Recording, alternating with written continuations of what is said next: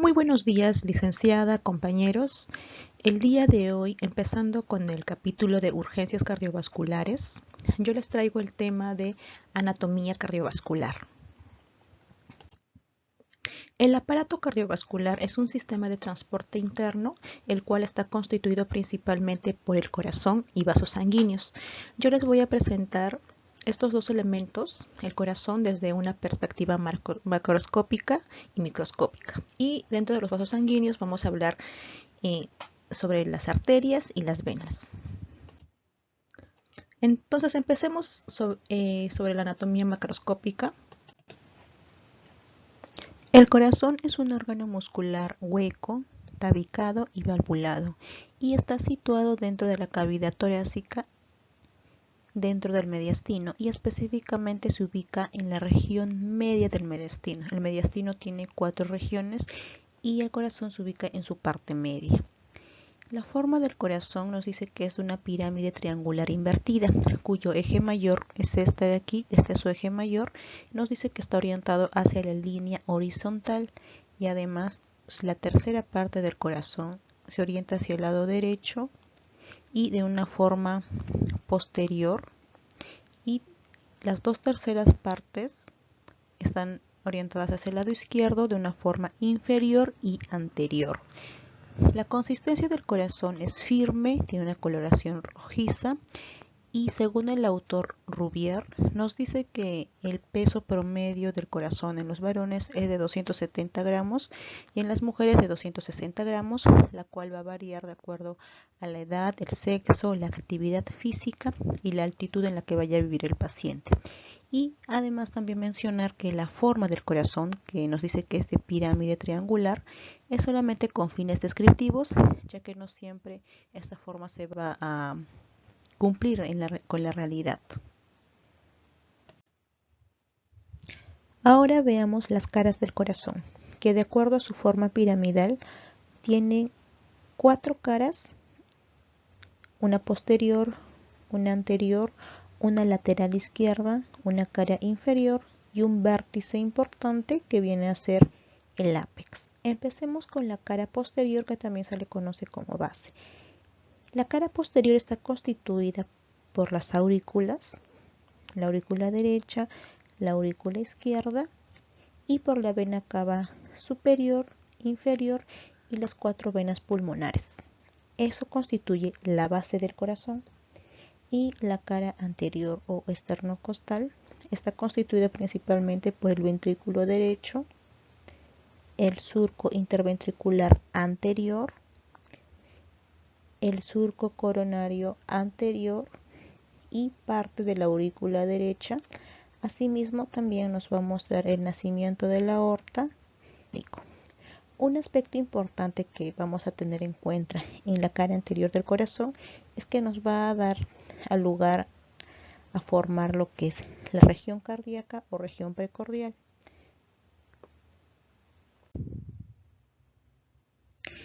En el área cardíaca o región precordial se limita a 4 puntos y si unimos estos 4 puntos nos va a dar al lugar una forma de cuadrilátero, como vemos aquí en la imagen.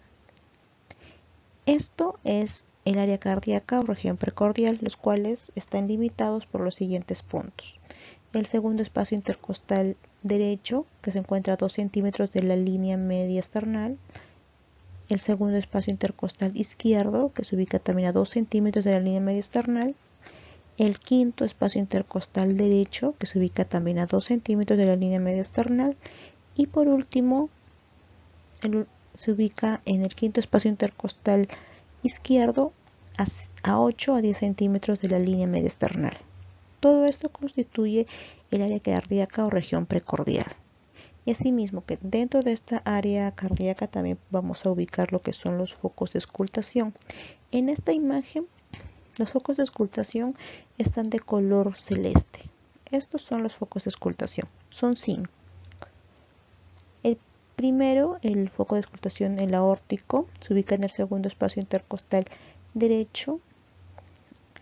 El foco pulmonar en el segundo espacio intercostal izquierdo. El aórtico accesorio también en otra bibliografía se encuentra como pulmonar accesorio, está en el tercer espacio intercostal izquierdo. El foco tricúspide en el cuarto espacio intercostal izquierdo y el foco mitral o apical en el quinto espacio intercostal a la altura de la línea media clavicular. Como podemos apreciar, los focos de auscultación no necesariamente se ubican al mismo nivel de la estructura anatómica que se intente oír.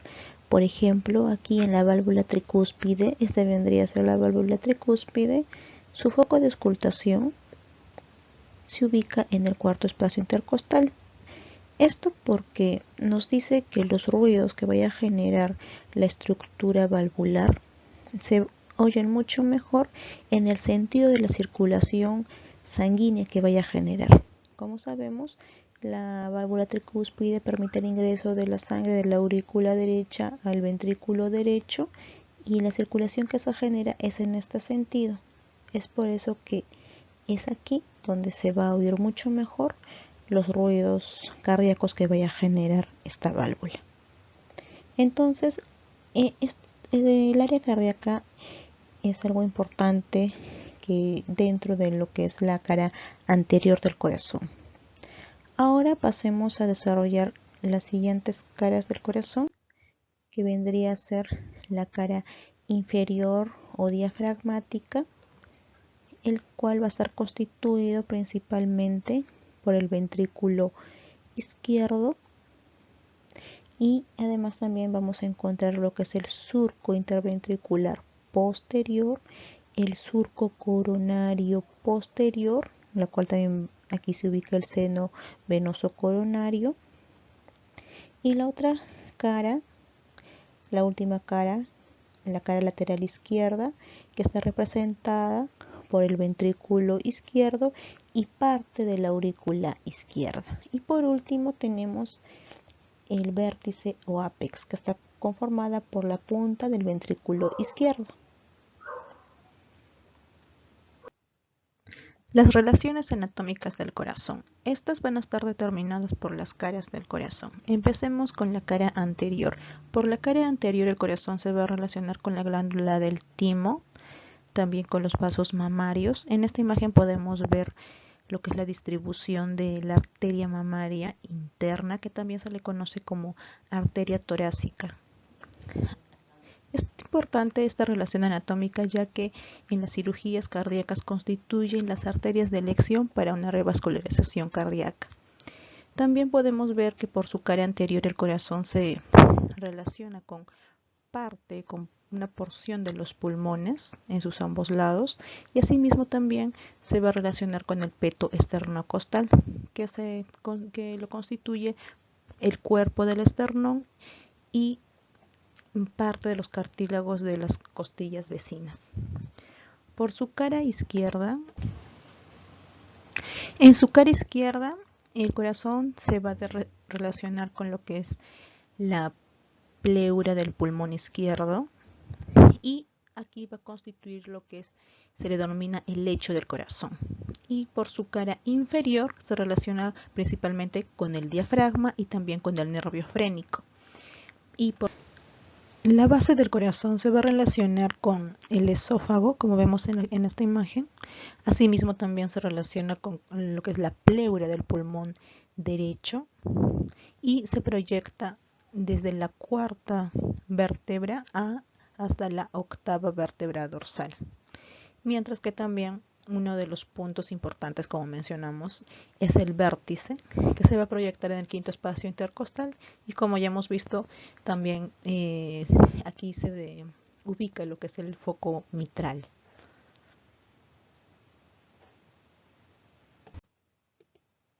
Ahora veamos la configuración interna del corazón. El corazón se va a dividir en derecho e izquierdo. Esto gracias a lo que es el septo interventricular y el septo interauricular.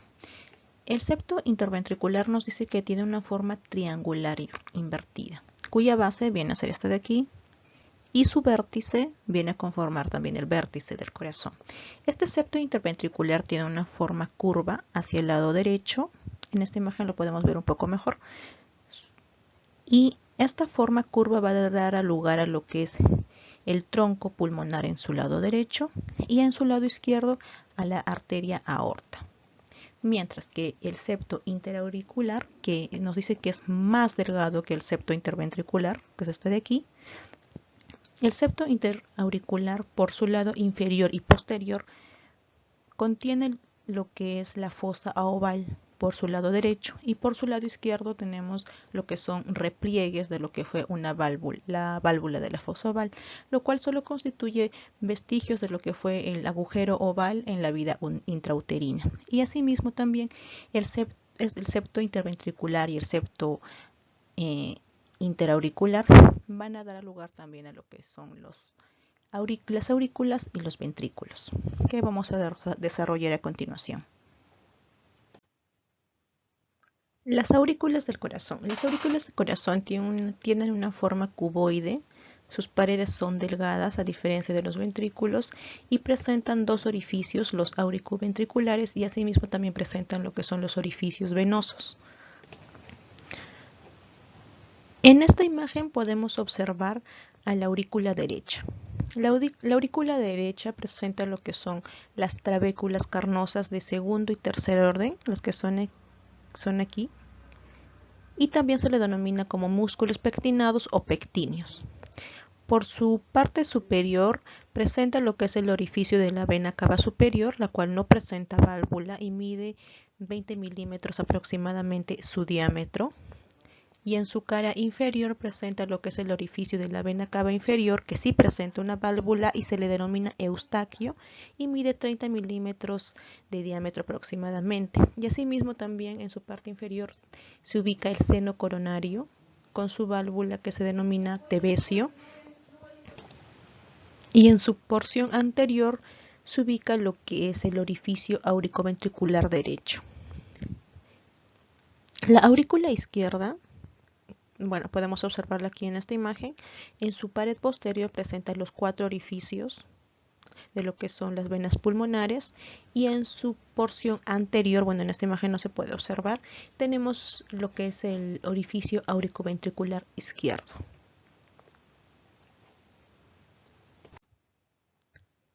Los ventrículos. Los ventrículos del corazón tienen una forma piramidal, cuyo vértice constituye el apex del corazón, y además también presenta dos orificios auriculoventriculares, como son los que vemos aquí, y dos orificios arteriales, ¿no?, de la arteria aorta y de la arteria pulmonar.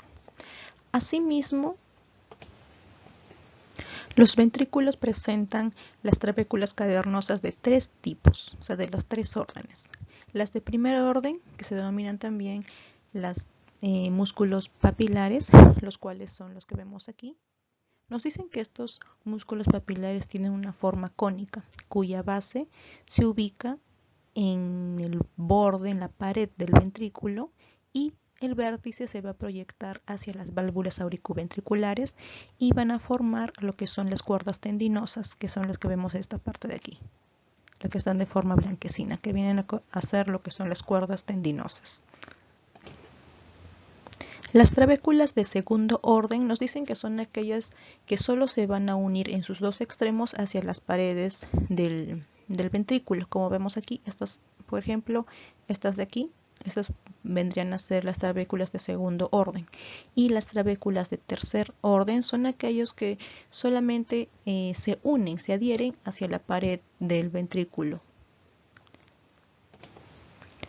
En el ventrículo derecho predomina lo que son las trabéculas de tercer orden. Esto le da la característica de que sea un músculo mucho más grueso que el ventrículo izquierdo. En su porción superior encontramos lo que es el orificio auriculoventricular con su válvula denominada tricúspide, como vemos aquí, y asimismo también podemos encontrar lo que es el orificio del tronco pulmonar con la válvula denominada semilunar o sigmoidea.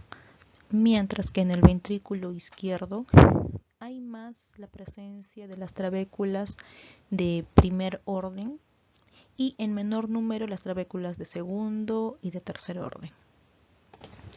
En su porción superior encontramos la válvula mitral y también lo que es el orificio de la arteria aorta, que se ubica posterior al orificio troncopulmonar. La inervación del corazón está controlado en parte por el sistema simpático y el sistema parasimpático. El sistema simpático, que está en esta imagen, está conformada por las líneas de color verde. El sistema simpático se origina específicamente en los ganglios cervicales, que son tres: superior, medio e inferior, las cuales también van a originar los nervios cardíacos, que se van a denominar según donde se originan, en un nervio cardíaco superior, nervio cardíaco medio y nervio cardíaco inferior. El sistema parasimpático se distribuye de forma homogénea en todo el corazón, en las aurículas, en el nodo sinusal, en el nodo auriculoventricular y en los ventrículos. A diferencia del sistema parasimpático, el sistema parasimpático, que se origina a nivel del bulbo raquídeo a través del nervio vago o décimo par craneal, se va a distribuir principalmente en las aurículas, lo que incluye el nodo sinusal, también el nodo auriculoventricular, y su distribución en los ventrículos va a ser pobre, a diferencia del sistema simpático. Y además, la unión de los nervios generados tanto del sistema simpático y parasimpático, su unión va a generar lo que se denomina los plexos cardíacos. Y tenemos dos: el plexo cardíaco superficial o epicárdico y el plexo cardíaco profundo. En esta imagen podemos observar lo que son los plexos cardíacos. En la imagen izquierda tenemos el plexo cardíaco superficial, el cual va a estar conformado principalmente por las ramas que van a provenir del nervio vago izquierdo, que es este de aquí, es el más grueso, y también lo que es del sistema simpático corresponde a lo que es el ganglio superior. Mientras que en el plexo cardíaco profundo, las ramas que van a predominar del nervio vago van a ser del lado derecho, y a nivel del sistema simpático, los ganglios que van a emerger hacia este plexo cardíaco profundo son los ganglios medio e inferior. Ahora veamos la vascularización del corazón desde el punto de vista de una irrigación arterial y el drenaje venoso. Empecemos con la irrigación arterial. El corazón presenta dos arterias principales: la arteria coronaria izquierda y la arteria coronaria derecha. La arteria coronaria derecha es la que presenta más ramas, más divisiones. Dentro de las tres principales son las que se presentan en la diapositiva: la rama marginal derecha, la rama del nodo auriculoventricular y la rama interventricular posterior. Vamos a empezar con la arteria coronaria izquierda, la cual presenta solo dos divisiones o ramas terminales, lo que es la rama interventricular anterior y la rama circunfleja.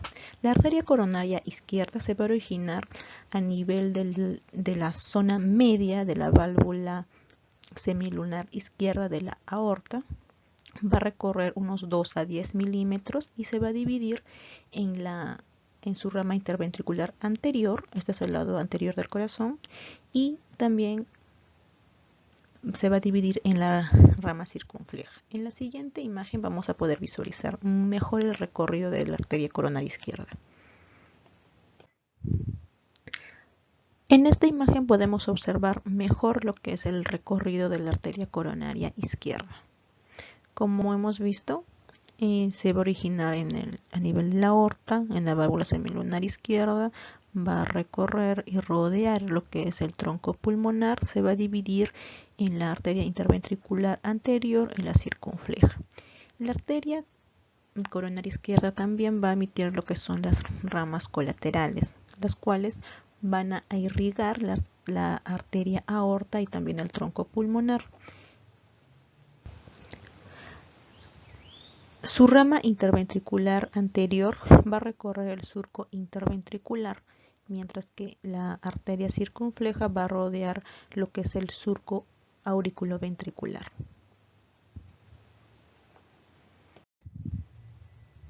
La arteria coronaria derecha. Aquí podemos verla desde la cara anterior del corazón y la cara posterior.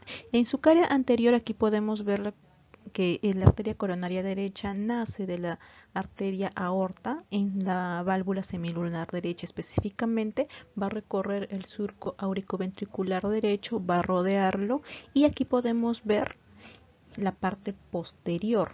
En su cara posterior, aquí, la continuación de la arteria coronaria derecha, y a nivel del surco interventricular posterior se va a acodar y va a dar lugar a lo que es la arteria interventricular posterior. En la mayoría de las personas, el 97% nos dice la bibliografía, es que la arteria interventricular posterior, ya en su rama terminal, muchas veces se va a anastomosar o a unir con lo que es la arteria interventricular anterior, que es la que proviene de la arteria coronaria izquierda. Eso es en la mayoría de los casos. La arteria coronaria derecha, al igual que su análoga a la coronaria izquierda, también va a presentar lo que son las ramas aórticas, ¿no? Para vascularizar lo que es la arteria aorta, y también emite lo que son ramas hacia el nodo sinusal y también hacia la aurícula. Y también va a presentar lo que son las rama infundibular derecha y también la rama marginal derecha, ¿no? Las cuales van a estar irrigando principalmente el ventrículo. Un dato importante sobre la arteria coronaria derecha es que el hecho de que esta arteria irrigue el surco interventricular posterior va a dar a lugar lo que se denomina la dominancia cardíaca. Aquella arteria que va a irrigar esta parte del corazón, el surco interventricular posterior, va a dar a lugar a lo que es la dominancia cardíaca. En este caso, nos dice la bibliografía que en el 85% de los casos es la arteria coronaria derecha la que va a irrigar este lugar, o sea, el surco interventricular posterior. Y se dice que en todo caso que la mayoría de las personas presentan una dominancia cardíaca derecha. El drenaje venoso del corazón está constituido por 4 venas principales, las cuales son el seno coronario, la vena cardíaca magna o vena cardíaca izquierda, las venas cardíacas anteriores y las venas cardíacas mínimas. Empecemos describiendo la vena cardíaca magna. La vena cardíaca magna va a originarse en el surco ventricular anterior, donde también va a recibir el nombre de vena interventricular anterior. Va a ascender y al llegar al surco auriculoventricular se va a acodar y va a formar un triángulo, ¿no? Con la arteria circunfleja. Y a este triángulo se le denomina como el triángulo de Mouchet. Y bueno, una vez que se acoda, se va a dirigir hacia el lado izquierdo. Aquí vemos en la cara posterior de la vena cardíaca magna o vena cardíaca mayor, y la cual se va a dilatar y va a formar lo que es el seno coronario. El seno coronario es un conducto al cual van a drenar la totalidad de la sangre venosa del corazón, las cuales van a provenir de la vena cardíaca menor. La bibliografía nos dice que la vena cardíaca menor no siempre está presente, y además también otra vena que drena en el seno coronario es la vena cardíaca media y la vena posterior del ventrículo izquierdo. Eso es en cuanto a la vena cardíaca magna. Ahora, las venas cardíacas anteriores. Las venas cardíacas anteriores se originan en los ventrículos, en la cara anterior, como vemos aquí, y estas van a desembocar directamente en la aurícula derecha. Estas son las venas cardíacas anteriores. Ahora, las venas cardíacas mínimas se ubican en todo el corazón, principalmente en las aurículas, y estas venas van a desembocar directamente en las cavidades del corazón, principalmente aurícula y ventrículo derecho, lo cual va a generar una mezcla de sangre oxigenada y sangre desoxigenada, ¿no? La cual no llega a comprometer tanto la salud de una persona, lo cual es fisiológico, ¿no? Lo cual es normal en todas las personas.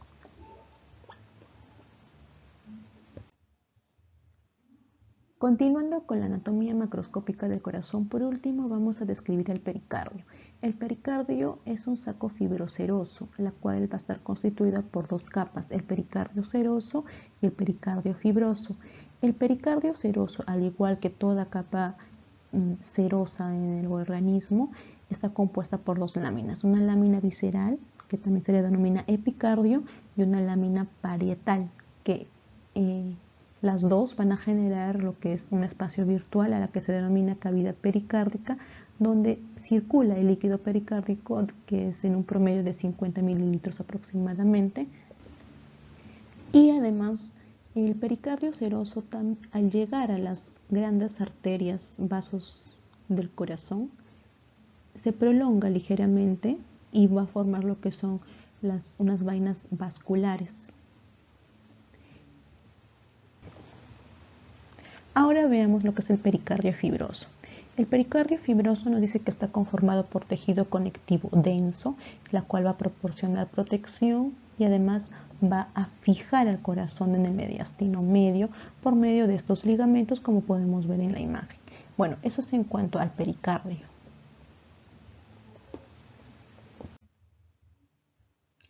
Ahora pasemos a desarrollar lo que es la anatomía microscópica del corazón, lo que vendría a ser la histología del corazón. Pero para ello, primero debemos tener en cuenta que el corazón, aparte de tener el pericardio, el saco fibroseroso, en sí está constituido por dos capas, la capa muscular o miocardio y una membrana a la que se le denomina endocardio. Empecemos con lo que es el miocardio. El miocardio o músculo cardíaco está constituido por fibras musculares estriadas que, a diferencia del músculo esquelético, estas son más cortas y menos circulares, y además tienen una disposición particular que es de forma longitudinal y oblicua, lo cual va a generar que el corazón pueda tener una contracción en todos los sentidos o en todos los ejes del corazón, y de esta forma poder garantizar su función de bomba cardíaca. Y asimismo también estas fibras musculares presentan ramificaciones, y estas ramificaciones se unen mediante lo que se denomina los discos intercalares. Estos discos intercalares, o también se denominan sarcolemas, contienen un tipo de unión intercelular especial que se le denomina unión tipo gap, lo cual va a permitir la conducción de los potenciales de acción de una fibra muscular a otra. Estas fibras musculares del corazón las podemos encontrar de tres categorías: las fibras que se ubican en los ventrículos, la de las aurículas y las del sistema de conducción del corazón. Estas fibras, la del sistema de conducción del corazón, las vamos a desarrollar más adelante. Las fibras de las aurículas son más delgadas que las fibras de los ventrículos, y tenemos de dos tipos, las fibras propias y comunes. Y lo mismo pasa en las fibras de los ventrículos, que tenemos fibras propias y comunes, las cuales se diferencian muy fácil, como vemos en la imagen. En la imagen A tenemos a los ventrículos, y las fibras de aquí que se disponen dentro de una misma cavidad cardíaca se denominan fibras propias, y aquellas que se disponen uniendo dos cavidades cardíacas se denominan fibras comunes. Ahora vemos el endocardio. El endocardio, que es la membrana delgada compuesta por tejido conectivo laxo y tejido músculo liso, que es la capa más interna del corazón y la cual se va a continuar con los vasos sanguíneos, como vemos aquí, que es la que está más internamente ubicado, a diferencia de todas las demás capas que hayamos desarrollado, ¿no? El miocardio, el epicardio, tenemos el espacio pericardio, la capa parietal y el pericardio fibroso, que es la capa más externa del corazón. En esta diapositiva podemos observar lo que es el sistema de conducción del corazón, que, a diferencia de las otras fibras de las aurículas y de los ventrículos, estas fibras van a contener miocitos más pequeños, van a tener menos miofibrillas y van a tener grandes cantidades de glucógeno. Posee dos partes principales: el nodo sinusal o de Katy-Flack y el nódulo auriculoventricular. El nódulo sinusal, que se va a ubicar a nivel debajo de la desembocadura de la vena cava superior, como vemos aquí, y además también va a originar 4 divisiones, ¿no? Por su lado superior e izquierdo a las de Bachmann y tres tractos, ¿no? Lo que es el anterior, el medial y el posterior. Y después viene a lo que es el nodo auriculoventricular, lo cual va a originar el haz de His, que es la estructura única que va a poder permitir la unión o la conexión, mejor dicho, entre las aurículas y los ventrículos, y esta también se va a dividir en lo que es una ramificación izquierda y una ramificación derecha, y que llegado al ápice del corazón se acoda y va a dar lugar a lo que son las fibras de Purkinje, o también denominadas plexo subendocárdico. Con esto estaríamos terminando de desarrollar lo que es la anatomía propia del corazón. Ahora vamos a pasar a desarrollar la parte vascular, ¿no? Lo que son los vasos sanguíneos. Dentro de los vasos sanguíneos tenemos principalmente a las arterias y a las venas. Dentro de las arterias, que a medida que se van a ir ramificando, se van a convertir en arterioles, y las venas se van a convertir en vénulas, y la anastomosis de las arterias y las venas van a dar lugar a lo que son los capilares. Vamos a empezar a desarrollar con lo que son las arterias. Las arterias van a transportar sangre desde el corazón hacia los tejidos y presentan 3 capas.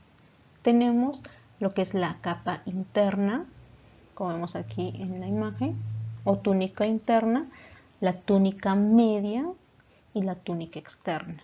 Y además también hay ciertas variantes, que aquí como vemos en la imagen, una membrana elástica y el endotelio, que esto va a variar de acuerdo a dónde se vaya a ubicar la arteria. Tenemos 2 tipos, las arterias elásticas y las arterias musculares. Las arterias elásticas, también conocidas como arterias de conducción, se ubican en aquellas arterias que son de gran calibre, como son las que nacen del corazón, la arteria pulmonar y la arteria aorta. Y esta capa le va a permitir dar a las arterias una capacidad de distensibilidad, lo cual va a generar de que ante un pequeño aumento de presión la arteria no se va a desgarrar. En cuanto a las arterias musculares, la cual no quiere decir que no posean una capa elástica, sino que estas en menor cantidad. Las arterias musculares se van a ubicar en las arterias que son de calibre intermedio, y a la vez el hecho que tengan menos capa elástica le va a permitir una vasodilatación y una vasoconstricción. Y estas arterias también se las conoce como arterias de distribución. En esta imagen podemos ver a la arteria que, a medida como mencioné al inicio, que se ve ramificando, se va a convertir en arteriola, y después va a pasar a convertirse en lo que son los capilares. Las venas, a diferencia de las arterias, estas no van a tener una capa elástica, y además también estas no se van a dividir, sino van a unirse, van a empezar a converger y van a formar lo que son el sistema venoso menor y mayor. En cuanto a su estructura interna, van a poseer, al igual que las arterias, poseen una capa interna, una capa media y una capa externa. Y en cuanto a los tipos, tenemos venas de gran calibre, de mediano calibre y las vénulas. Una característica importante a diferenciar de las arterias es que las venas poseen las válvulas, ¿no? Estas válvulas tienen la función de que la sangre no retorne, ¿no? Sino que solamente se dirija en un solo sentido. Y estas válvulas son de mayor número en las pequeñas venas, en las vénulas, y también son más numerosas en los miembros inferiores y de menor número en los miembros superiores. En la siguiente imagen vamos a poder observar mucho mejor lo que es la diferencia entre las arterias y las venas. Ambos poseen las 3 túnicas, como mencioné, Y la diferencia, ¿no?, es de la válvula. Las venas poseen esta válvula y aquí también podemos ver lo que son los capilares, que el capilar solamente va a contener una capa, ¿no?, lo que es el endotelio, y bueno, hay una membrana basal, cuya función principal, ¿no?, es el intercambio de nutrientes. Bueno, con esto estamos terminando lo que es la anatomía cardiovascular. A continuación vamos a pasar a detallar el artículo. Es un artículo de revisión de la Revista Chilena de Cardiología, es del año 2018, que tiene como título Anomalías congénitas de las arterias coronarias, estudio de aquellas con importancia hemodinámica. El objetivo del artículo es identificar, caracterizar y clasificar las anomalías congénitas de las arterias coronarias por su importancia hemodinámica mediante la revisión de la literatura. El artículo lo clasifica en 4, según el compromiso hemodinámico. Tenemos la atresia coronaria, la fístula congénita y el origen desde arteria pulmonar y el curso interatrial. Y además también nos hace mención que de las anomalías congénitas también se pueden clasificar de la siguiente forma, ¿no?